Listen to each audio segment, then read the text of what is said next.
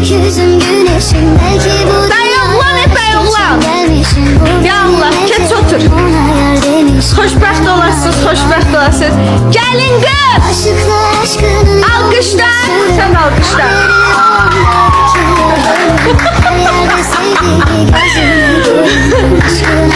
Bəyin atası. Gökyüzüm güneşim belki bu Bəyin atası özünü tanımış. Bəyin anası.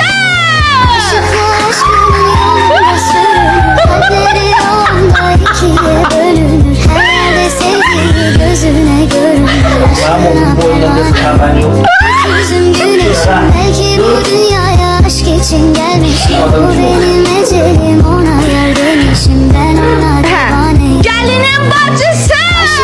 Alqışla, alqışla. 8 aylıq. Bəli, keçin əyləşin.